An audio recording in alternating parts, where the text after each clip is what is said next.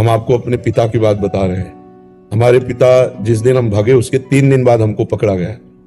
खोजबीन सब शुरू हुई तो 3 दिन बाद पकड़ा गया कि एक गोरा लड़का है वहां जंगल में देवी के मंदिर में रह रहा है।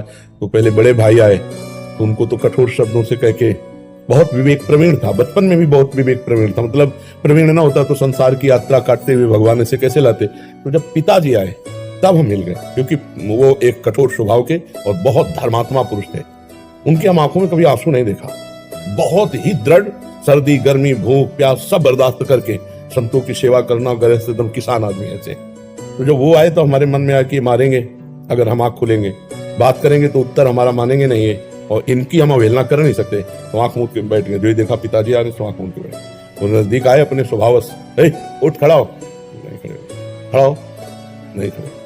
तीसरी बार का आप खड़ा हो जा तो हमें लगा डंडा पड़ेगा, चौथी बार तो खड़े हो गए, बच्चे ही थे, खड़े हो गए। तो चाचा जी वगैरह उनको बड़े भैया कहते थे, तो हम भी पिताजी नहीं कहते थे, हम भी बड़े भैया कहते थे। तो हम कहा बड़े भैया आपसे एक प्रार्थना करें।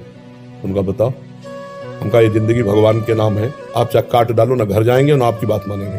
तो हम उनकी कृपा की बात बता रहे। एकदम चैप्टर बदल गया, जैसे भगवान की कृपा ना। तो उनका सच्ची, हम कहा आपसे सच्ची बात करें, घर नहीं जाओगे करना, कभी जिंदगी में ब्याह नहीं करोगे करना।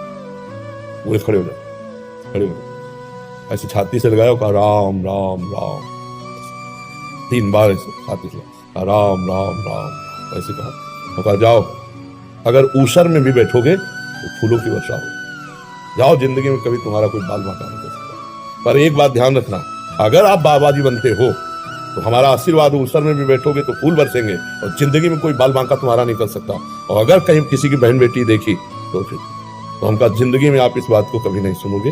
वो तो पधार गए, कई वर्ष हो गए उनको पधारे हुए, पर उनका आशीर्वाद, माता पिता का आशीर्वाद भगवान का आशीर्वाद होता है।